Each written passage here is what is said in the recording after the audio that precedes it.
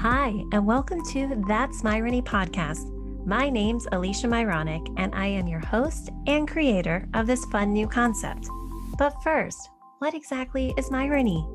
Well, Myrony, or my irony, are those crazy coincidences that happen in life that you just can't explain. It's also another word for sign or synchronicity. We've all experienced these throughout our lives. But what if you started paying closer attention to your Myronies? What if you started connecting the dots, or as I like to say, follow the spiritual breadcrumbs that could have an impact so big that it changes your life forever, not to mention the lives of others. Now that's Myrony. Hi, and welcome to episode 2 of That's Myrony. My name's Alysha, and I'm here with my co-host Todd. And we are so excited to finally share how Myrony has affected both of our lives in extremely profound ways. I truly believe it was Myrony that connected Todd and I. And the Myronic story is what we're going to focus on in this episode. Now, before Todd and I get into how we met, for those that don't know already and didn't listen to episode 1, which, if you didn't, highly recommend you do so you can get the backstory on how Myrony was discovered. But if you didn't get a chance to listen to that one, what exactly is Myrony? Myrony, or we can break it down as my irony, are those crazy coincidences that happen in life that you just can't explain. The actual definition we've come up with is the ironic coincidences or flukes that make you ask, is the universe or God responsible? So when something happens that you can't explain, chances are that's Myrony. How Myrony came about was 6 years ago when I noticed these coincidences, synchronicity, signs, and then realized this was a word that could apply to everyone because we have all experienced these coincidences at some time or another. So this concept has been brewing for a very long time. And that is why I am so excited to be here with Todd and finally having a chance to share with all of you. If you like this concept, with your help, the Myrony tribe, we can hopefully have Myrony become part of our vocabulary, just like selfie. It wasn't that long ago that no one knew the word selfie, right? It's funny because Myrony is actually the opposite of selfie, where selfie is only about me and Myrony is actually recognizing something greater than me. And Myronies are way more fun. So now that you have a little bit better idea about Myrony, I'm now going to finally turn it over to my amazing friend and co-host, Todd Courtney, so he can share some of his background. And later, we're going to connect it all together with how it was absolutely thanks to Myrony that brought us together to do this podcast. So hi, Todd. First off, thanks for agreeing to be part of That's Myrony, because seriously, there is no one else I'd rather be co-hosting with. Well, finally, I get a chance to speak, of course. You know, I missed the first session. I wasn't sick. I think she told people I was sick, so I wouldn't be on that first one. But no, it's great to be here. It is a truly Myronic story, how we put this together, how we met. The whole thing is kind of mind-blowing to myself. Still to this day. But I think it's going to be fun sharing these stories and sharing other people's stories with our listeners because they're going to learn a lot, like I did, from you. Miss Myronic. I call her Miss Myronic, but that's just my own little pet name. The divine design that brought us together. Yeah, which was that faithful day on our way to San Francisco for an appointment my dad had made at a church up there with a pastor. You and he were on the insurance side, and they brought me in for our Max Prime's Foundation, which is a whole nother topic. And the appointment was canceled. Yes. And so how that all happened. Now it's pretty funny because Todd has a really big family. And so Todd and I, we would never have the opportunity to chat. So this one day when we're driving up, I had this little, as I keep saying, my little spiritual spidey sense. My spidey sense said, tell him about this book, Many Lives, Many Masters by Dr. Brian Weiss. And so I had actually already told his dad about it. So that was very cool because if you haven't read this book, really read it. Todd, what do you think about that book?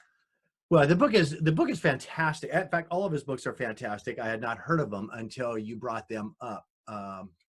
And so, but let me paint a little backstory picture when she talks about how large our family is, because we'll have to put that in the right context. First of all, she would go to my office, and me and my father share the same office space, but we have separate companies. And I'm extremely busy, go 100 miles an hour, and they're of course going 100 miles an hour in a different direction. So I would see Alysha come and go to the office. I'd say hi, and that was about it. I think you came to our house one time for Easter. Yes, we have a very large family, and it's hard to have a long conversation with multiple people. So even then, we didn't get a chance to talk. So I think the first, spiritual breadcrumb or dot that we connected, of course, you got to connect and going backwards, not going forward, was this faithful appointment going to San Francisco, where my father asked me to go so I can talk to the pastor about the foundation and getting our children's books into the hands of those little kids at the church. And it's, for those of you to paint a deeper picture, it's about a 45 to 55, 60-minute drive. So you have plenty of time in the car to chat. So that's kind of how the backstory is, so people understand where this came from. And then when she started talking about Brian Weiss, I was intrigued, yet I had not heard of him. And since then, I have, of course, read every one of his books. I would say his books have answered the balance of the questions that I had about life. And I had a lot of questions about life. And I wasn't getting the answers. There were too many things that perplexed me about the whys. And reading his books, and I think there's about 5 or 6 that I have read, almost, I would say, answered almost every question I had. Maybe not every question, there's bigger questions, but the questions that were most perplexing and puzzling to me were answered via those books. And I have since dove deeper into other books that you've unveiled to me as well. Well, those books literally saved my life, and I would not be here today if it wasn't for those books. So I am eternally grateful I get to it. Dr. Weiss, because the level of profound knowledge that you receive in these books. So we highly recommend to all of you, check these books out. Oh, I can't tell you how many I've bought. I know you've bought a ton for friends. I have bought a ton for friends. I will I'll buy them on Amazon and have them shipped to people, because they are, I can't say it is, they are that good. Yeah. So anyway, on this, fateful day, I had my little spidey sense said, tell Todd about Brian Weiss. I didn't know what she was talking about. So we had this conversation, and he was like, oh, wow, that sounds really cool. And then Spidey sense said again, tell him about Myrony. And I'm like, okay. So Myrony is this word that I came up with in 2015. And so I remember saying to his dad, I'm like, hey, I haven't told you, I've created a word that's not in existence, but it's meant to be. One day the world is meant to know about Myrony.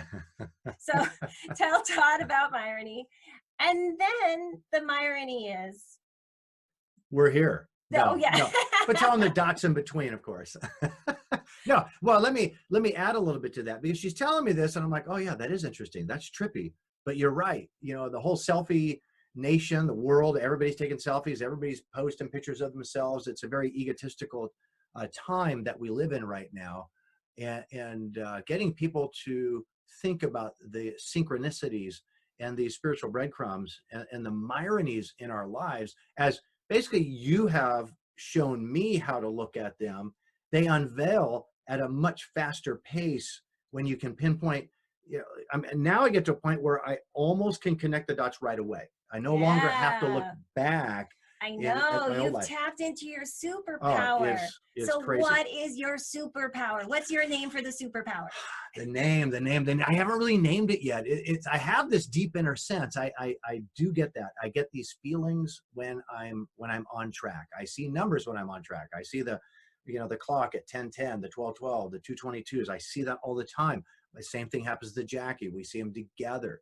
But I haven't got that name yet, like you call your spidey sense. Well, maybe we'll figure out what your superpower is, but we know you have a superpower because you see these almost as much as I do now, which is awesome. So, but what was the Myrony of that day? I would say that the first dot was the canceled appointment, because Yeah. we would not. I mean, here's the point of that, because had that appointment not been canceled, we wouldn't have gone to breakfast. So we chatted in the car. We started the conversation on the tail end of the drive, and we engaged in the conversation at breakfast in this little joint in San Francisco, and then things started to pick up steam. And I got more intrigued. I think I immediately bought those books as soon as we got back. It is. And I probably have read 10 books since that she has told me about, and each one was the exact book needed at the exact right time. Even Signs by Laura Lynn Jackson. Yeah. Exact right book at the exact right time. So had that appointment not been made by my father, I've been invited to go with you guys, and not had that appointment not been canceled, none of what we're doing right now, we wouldn't even be having this podcast right now, I don't think. Nope. It was meant to be. It was truly, as we say, divine design. Like, we were brought together that one moment. And if for those that may have listened to the last episode, I talked about the one time I did not trust my intuition, and I ended up losing everything. And from that moment on, I would always listen to my intuition no matter what. And that's actually also going to be part of this. We're going to go into that, because it's so important to always trust that intuition. That is your superpower. Yeah. And it's not always easy, because in a world we live in that is extremely fast. And in fact, quite honestly, even though I enjoyed the story and I enjoyed the books, and you would say, we're going to do this podcast. We got to do this podcast. I'm like, what do you mean we? I've got children's books to do. I've got a foundation. I got a business to run. I am so fragmented in so many directions. Like, I don't have time. But it seemed so intriguing that it was like, well, maybe.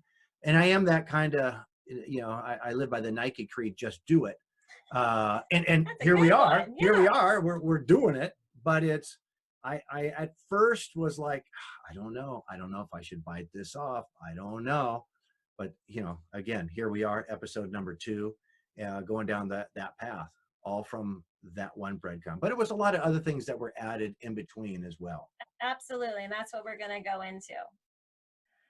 Okay. So we were talking about how we had this initial conversation, and I was there on the insurance side. You were there on your children's book sides for the foundation. So now, why don't you tell our audience a little bit how you came up with Max Rhymes? Yes, that one fateful day. For me, it was simply just a strange knowing I had. I had this inner knowing of I could have more impact on a lot more people in the world.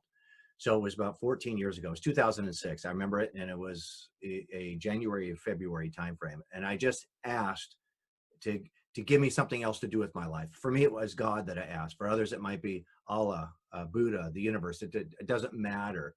But for me, it was God. And I said, God, please just give me something else to do with my life. But let me paint the picture. I had the white picket fence. I had the beautiful family, the cute little dog, and the vacations, the nice cars, and all that stuff. But I could tell that it wasn't enough. I could tell it wasn't, well, I should say it this way, it wasn't fulfilling, because if I just kept doing what I was doing, all I would do was get a bigger house or bigger cars or bigger vacations. And I already had an inner sense that it wouldn't be fulfilling. And then what happened was a chain of events started happening. We were at the airport. My wife was telling me about this book. We got it. We read it. That opened the floodgates to my mind, and I started reading like a banshee. Now, let me give you a little more backstory on that. I hated reading. I was never a reader. I did too. I did not read. And you know what's really funny? 2006 was when I was introduced to Many Lives, Many Masters. Okay, there's another Myrony right there. And these books were written in the 90s. That's what's crazy. We find them so late, but perfect for us. That one was actually written in the 80s. Wow. See, and I'm surprised you weren't a big reader back then, because you just seem like a reader. I don't know why. Well, you do too. Yeah. And I don't know how do I become an author, a writer, when I wasn't a reader. I hated English class. If my junior high school teacher knew I was an author, maybe she does, I don't even know. I mean, she would probably, if she were drinking water, she'd spit it out in shock. because I hated it. I hated That's prepositional funny. phrases, adverbs, verbs, and all that crap. I didn't care. Anyway, that then pushed me down this road to help people. It actually changed my life. The first thing it did is it changed me, and I'll never forget a quote by Wayne Dyer, which is, once you change, everything around you changes. And That's a wonderful quote. yeah, I probably have never read anything more truer than that statement, because what we try to do as humans is we try to get other people to change, thinking that'll make us happy, and it doesn't. We have to change us first. Once we change, everything around us changes.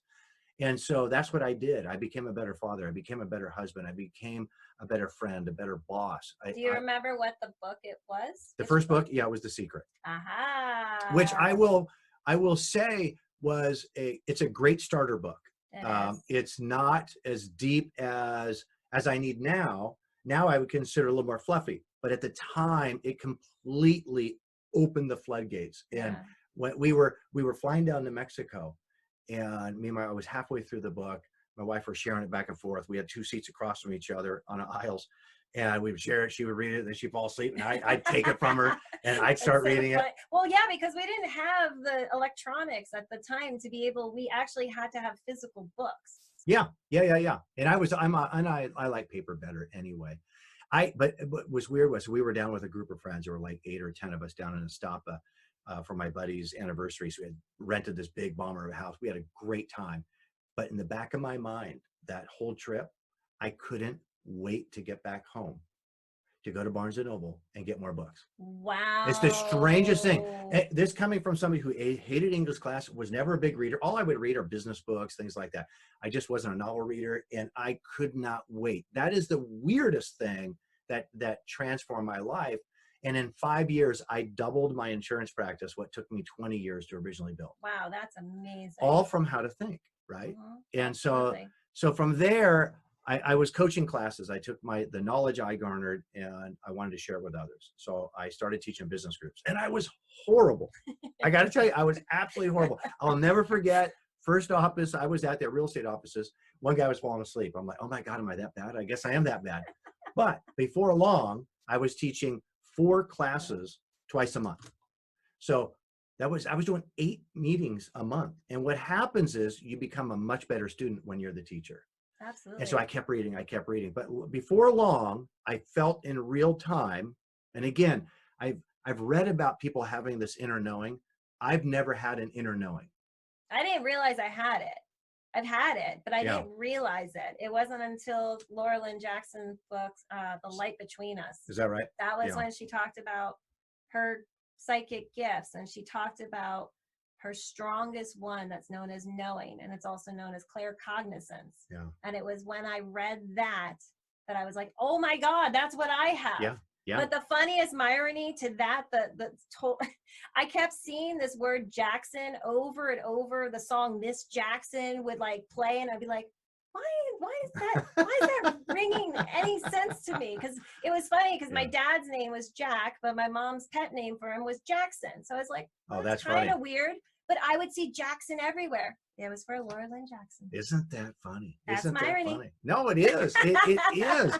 And it was weird, because when I asked that question in 2006 to give me something else to do with my life, I had this strange inner knowing I could have more impact on a lot more people. Now, I could pretend, okay, I sold insurance. Somebody's house burnt down, I'd fix it. If somebody's car got wrecked, we get them a new one. If somebody died, we get them a check.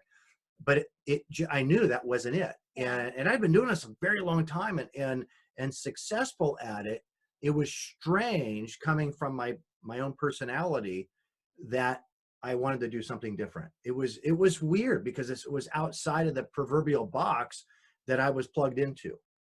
So, but anyway, I started doing that. But after about 3 years, I think it was like 3 years in those classes teaching these business real estate groups. You sucked at. Yeah, which, by the way, we never talked about. I wasn't teaching them real estate. Yeah, I sucked at. The first one was horrible, but everybody does, right? No one steps up to the plate and hits a home run. No. I mean, maybe the anomaly, but I'm certainly not that. And but anyway, now you throw me off track. I forgot what I was going to say. Darn it. Why did you do that? That's Myrony. I'm probably going to say something else now. Well, it's funny because while you were having this awakening of like, oh, I want to do something better, my life was literally falling apart and I'm just trying to keep myself alive. Well, yeah, yeah, and I get that because your story is so trippy. Because one of the things, in fact, I was at, I went to go see Wayne Dyer. Jackie and I did in Hawaii, and one of the gals was asking another gal a question, another speaker there, and she was saying, I don't have anything that ever happened to me traumatic in my life. I don't have a thing. Oprah talks about what happened to her, and all these people that are on the big stages and they all talk about this life transformation, but they had this crappy childhood and molested and whatever their story is. And I was listening to this gal, and I knew I was the same way. I'm like, I don't have a story. And it's strange, but that was troubling to me because I felt by reading all of these books by all these various authors who all had these troubling backgrounds. They came from nothing, became successful, came from nothing, being successful. I'm like, but again, I had this weird knowing that, well, that can't just be it. It can't just be all those people that had these unfortunate upbringings. What happened to just regular people? I had, nobody's got a perfect upbringing, of course, but I didn't have anything traumatic and everything was great. And my business was great. My life was great.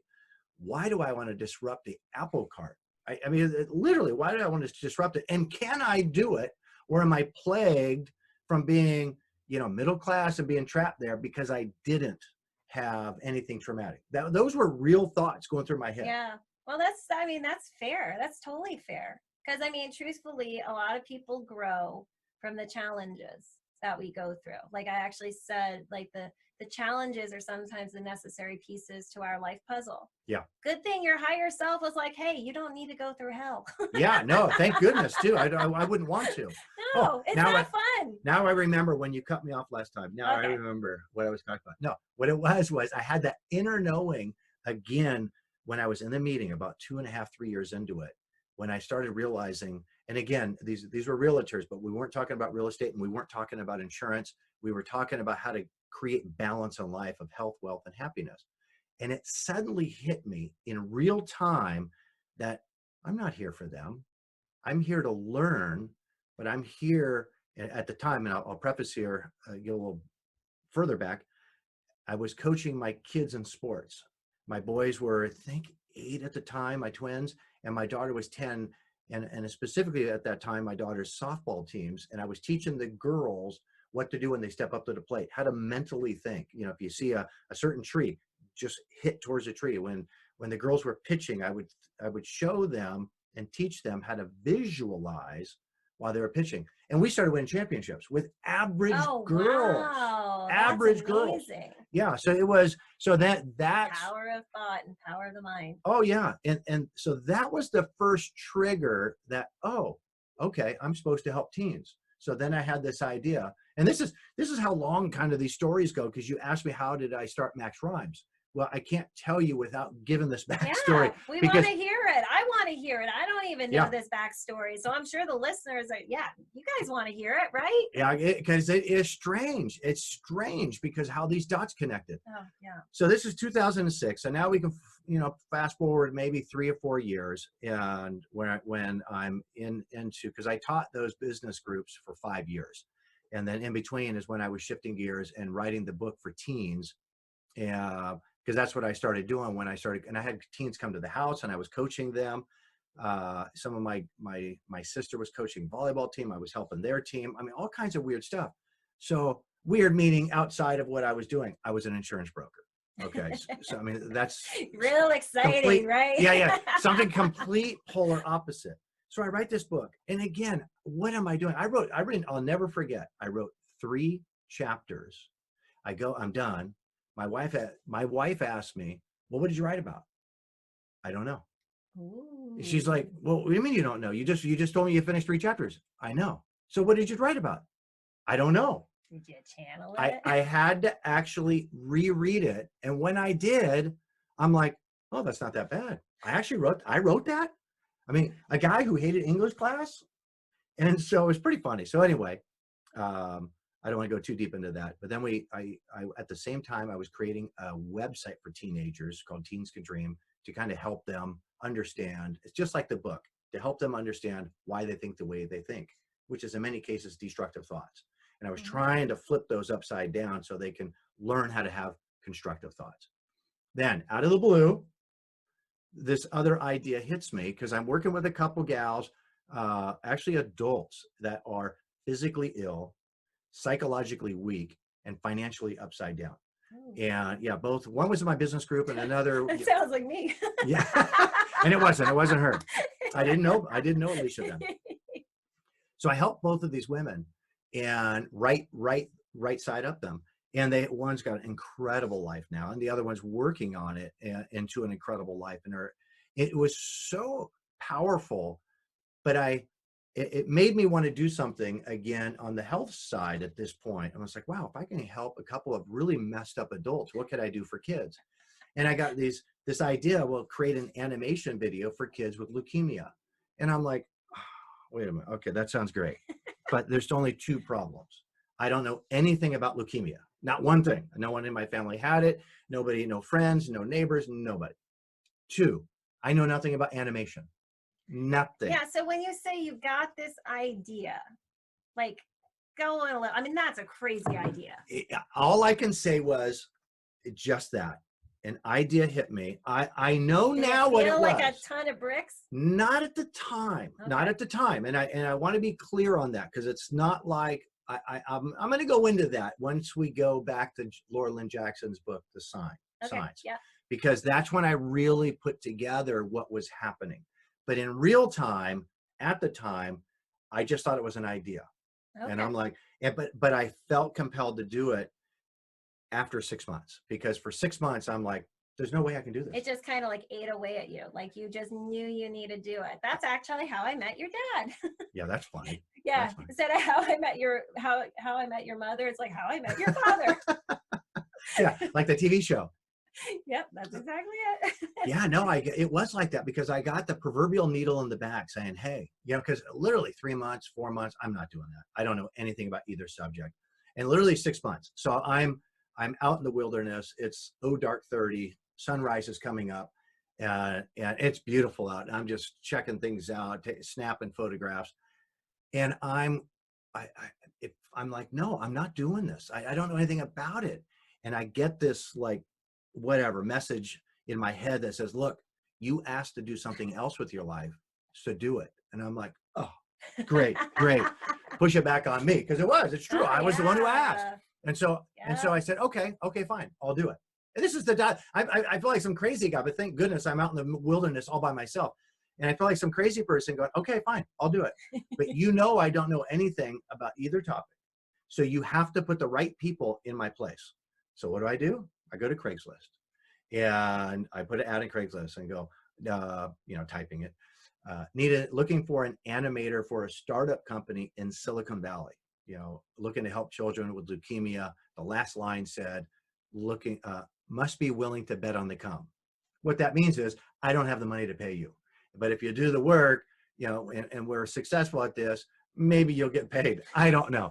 Some people literally email me back chastising me as another schmuck wanting free work. And I'm like, in my head, I'm going, no, man, I'm just on this quest. I had this idea and I didn't want to do it. Now I'm compelled to push to do it. So I'm doing it. And I love that you sound as crazy as I do. Oh, it's just awesome. Yeah, and I really did think you were crazy. So I mean, it's just weird that now you're telling me I sounded crazy. So now I know what I sounded like. No, but it was literally just like that. And 3.5 months go by, and I get this email from Nilesh Patel. Well, that's what I pronounce it. I've learned since then it's pronounced Nilesh. One of the most popular names, Patel, of course, in India. Okay. So I'm thinking it's one of those scams, emails. Oh, Alysha's in Europe and she lost her wallet and her money. And please send money because she's going to be killed if you don't send it to her. Oh, okay. Like I'm going to believe that. So I don't believe this guy. But he doesn't leave me alone. And I converse with him. We go back and forth literally for 3 months. 3 months. 3 months. We go back and forth. Now, let's go back to 3.5 months before anybody contacts me. I mean, I did get some people that responded, but 3.5 months later on Craigslist, when you put something on Craigslist, you're at the very top of the list. Oh, yeah. You're like way. What am I, on page 15? I mean, 3.5 months later, how did this guy find me is... Myronic? Yes, very, very. And not my responsibility. And so So I entertain it. And finally, I'm like, well, this guy hasn't gone away. I haven't given him anything. Turns out I didn't need him first anyway. I found that from a buddy of mine. You have to go to a recording studio first to do your voiceovers and all that stuff. I didn't know. Like I said, I knew nothing about this business. That would actually make sense. Right, right. And then they put the animation to your voices. Yeah. I'm like, okay, that does make sense. And then you put the music last. So anyway, I send this guy money from my bank to his bank. They convert it to the Indian rupees, and he performs, and he does quite well. Now, what's really trippy about this story is we're midway into this project, about 6 months, 9 months in, and he tells me, emails me, and tells me his little brother, contracts leukemia. He's is there anyone you know that can help? And I'm like, oh my gosh. I got Dr. Brown. She was helping me with, which is a whole nother Myronic story. So he contracted leukemia after he was a healthy child. I didn't realize he contracted leukemia after. I thought that was just the link between that.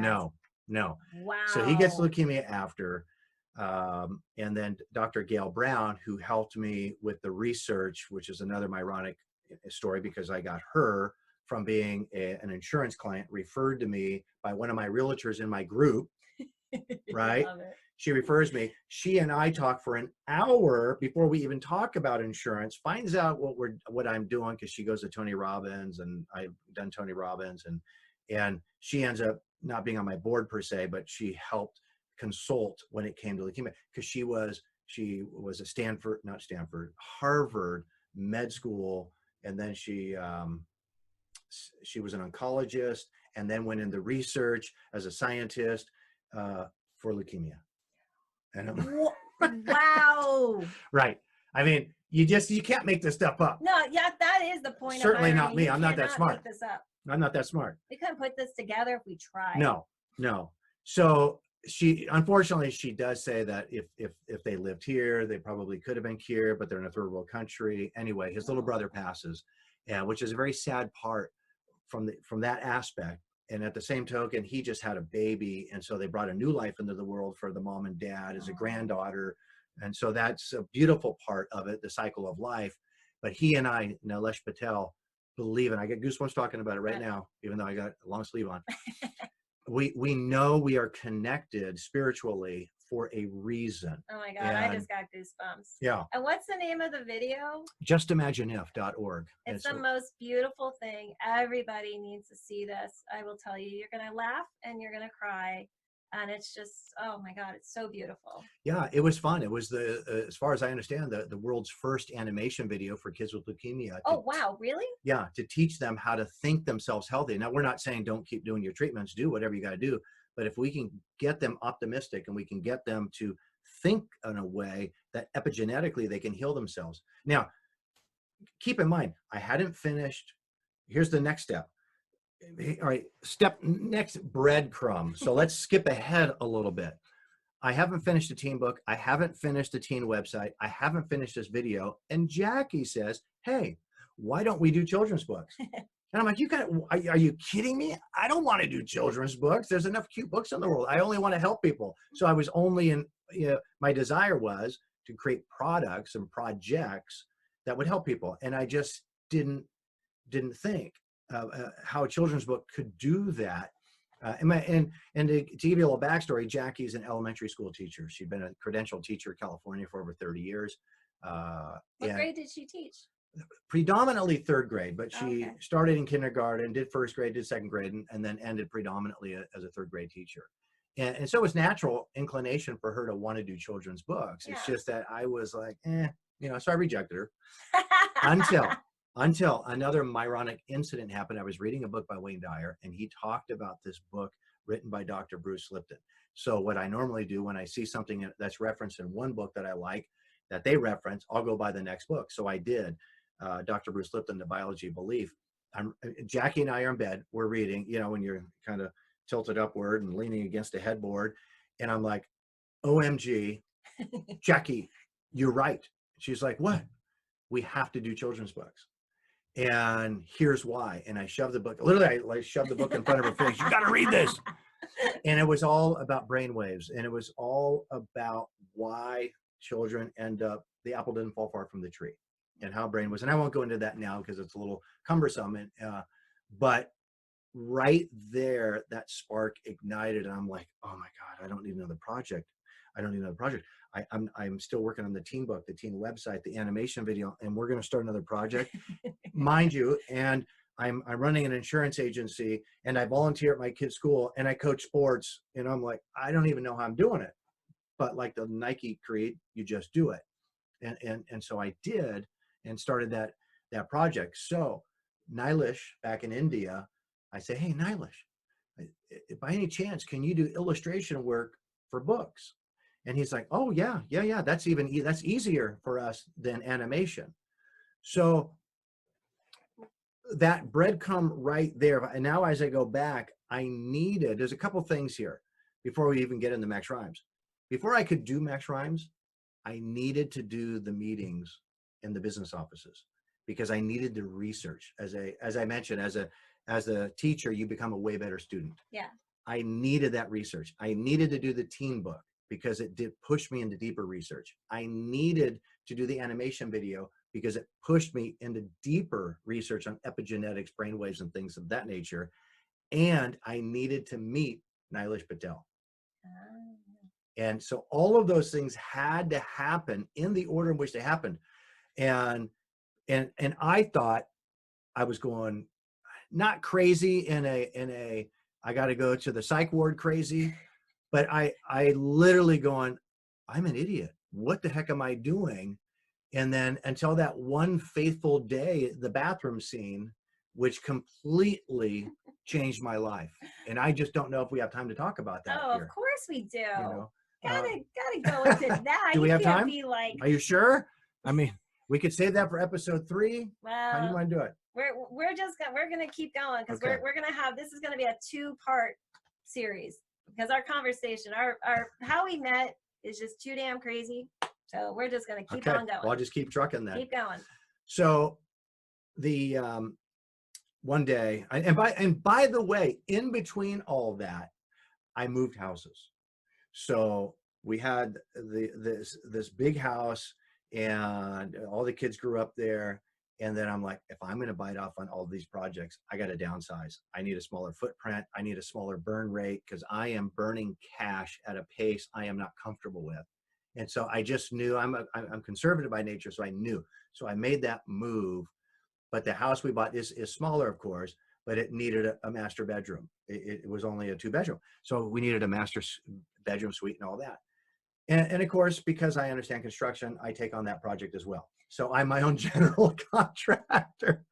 And what years are these at this point? That part, when I moved, and I'm knee deep in all of these projects, are now 5 years ago. So the onset of all of this started in 2006. So we're saying 2015 is when I'm in knee deep in all of these projects. Okay. And before I really go hard on Max Rhymes, which first started as inspirational nursery rhymes, but it was just too long, too many syllables. So we changed it to just Max Rhymes. I finally did finish the teen book, the teen website, and the animation video, because I needed to do that. But 3 years ago, I think about a year after we moved into this house, and I was pulling my hair out. I'm like, what am I doing? What am I doing? Even Jackie's going, what are you doing? What are you doing? Yeah, it's the kids' college money. I mean, what are we doing? It's crazy. But I felt like I couldn't stop. And I'm a very pragmatic person, and I'm conservative.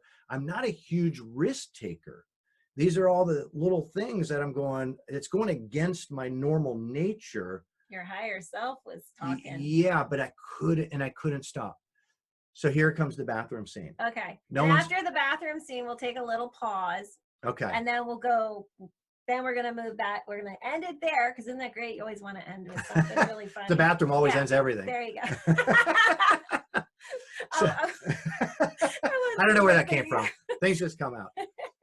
No, so I'm home. These really do come out. No pun intended. Okay. I didn't even think that. Look at that. You got a potty mouth. Potty mind. I got the potty mouth. You got the potty mind. Anyway, that's how I started rhyming. Everything rhymes with poop, by the way. As a dad that writes children's books and nursery rhymes, everything can rhyme with poop. but I digress. Right. So anyway, I am going crazy. I'm at the office, and then I come home. No one's here, and we got an old house, so it's almost 100 years old. So it's got plaster walls, and I'm like, okay, I got to scream. I have to let out this pent up negative energy.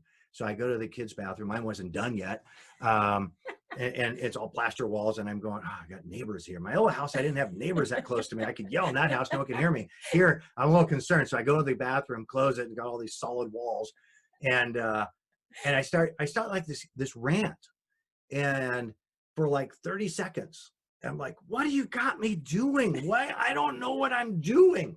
This is for real. I mean, again, you can't make this up. And something hit me like a ton of bricks. And I'm like, wait a minute, this is BS, except I spelled it out. This is BS. I can do this. I can do anything. And all of a sudden, a lightning bolt went through me like I have never felt. I energized from head to toe.